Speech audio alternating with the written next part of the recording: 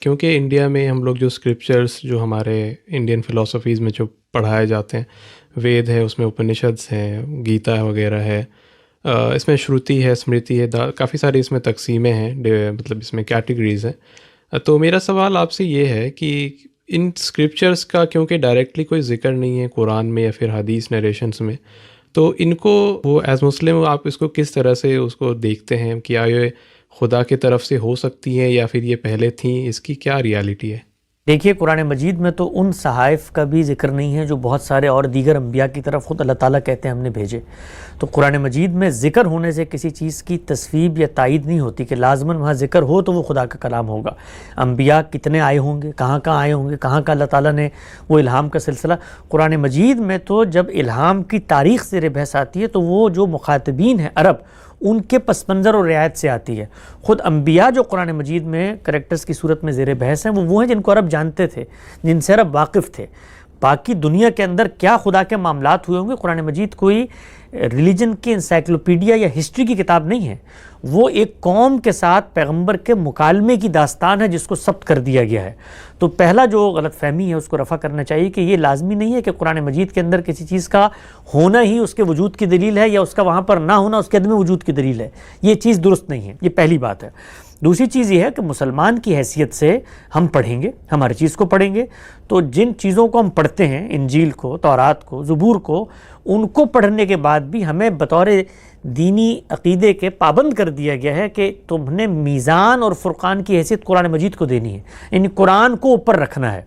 تو قرآن کو اوپر رکھ کر ہم ہر چیز کا مطالعہ کریں گے، جتنی اسکرپچرز ہیں پیچھے کے موجود ہیں ان کا بھی مطالعہ کریں گے، اور مطالعہ کر کے اگر ہمیں یہ لگتا ہے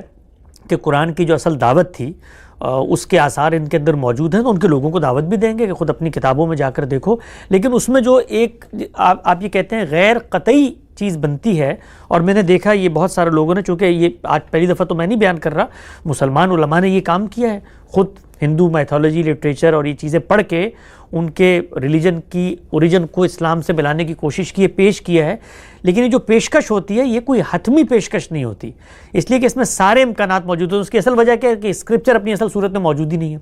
تو آپ کو لازماً اسکرپچرز کے اندر سے اپنے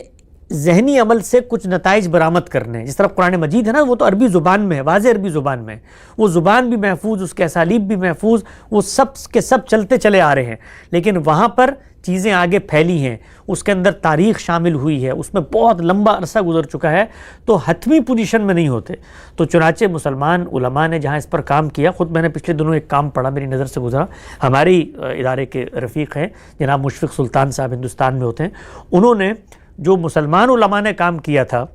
یا عام طور پہ دعوے کیے جاتے ہیں کہ رسول اللہ صلی اللہ علیہ وسلم کا ذکر بھی اس کے اندر موجود ہے، یہ ویدوں کے اندر، اور مختلف یعنی اللہ تعالیٰ کا وہ الہامی تصور، انبیاء کی چیزیں، تو وہ جہاں سے برآمد کیا جاتا ہے انہوں نے اس پر نقد کر کے بتایا کہ نہیں، اگر آپ اس کو اس کے کانٹیکس میں رکھ کے دیکھیں، وہی اصطلاحات باقی جگہوں پہ، تو اس سے وہ چیز ثابت نہیں ہوتی، تو ہم اس کو دعوت کی بنیاد نہیں بنا سکتے۔ تو مسلمانوں کو جو کام کرنا ہے وہ تو قرآن ہی کو لوگوں کے سامنے پیش کرنا ہے، وہی آخری حتمی حجت ہے۔ اب وہ یہ کہتے ہیں ہمارے پاس بھی ایک الہام موجود ہے، ہم بھی اس کو الہام سمجھتے ہیں، تو ہم ان کو یہ دعوت دیں گے کہ اگر تم اس کو الہام سمجھتے ہو تو یہ الہام کی آخری سب سے مستند ترین شکل ہے جو ہمارے ہاتھوں میں موجود ہے،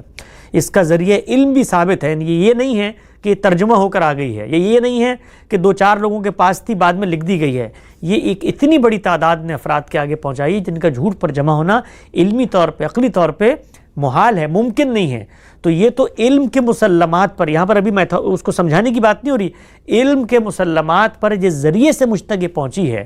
اس میں کوئی دنیا کا شخص اختلاف کرنے کی پوزیشن میں نہیں ہے کہ یہ کتاب وہی ہے جو محمد نامی ایک شخص نے آج سے 14 سال پہلے دی تھی، کیونکہ انہوں نے افراد کی اتنی بڑی تعداد کو دی تھی جنہوں نے نسل در نسل اس کو آگے پہنچایا، نہ صرف آگے پہنچایا، اس کو لکھ کر پہنچایا، اس کو بول کر پہنچایا، اس کو یاد کر کے پہنچایا، اس کی ریڈنگ کو اس کے متن پر ثبت کر دیا۔ کائنات کی کسی کتاب کے ساتھ یہ معاملہ نہیں ہوا۔ تو ہم تو اس اعتماد کے ساتھ اس کتاب کو ان کو پیش کریں گے اور کہیں گے کہ اگر آپ کا یہ ماننا ہے کہ آپ کے پاس بھی الہام ہے تو یہ الہام کی سب سے مستند اور آخری صورت ہے، اس کی روشنی میں اپنے الہام کا آپ جائزہ لیں۔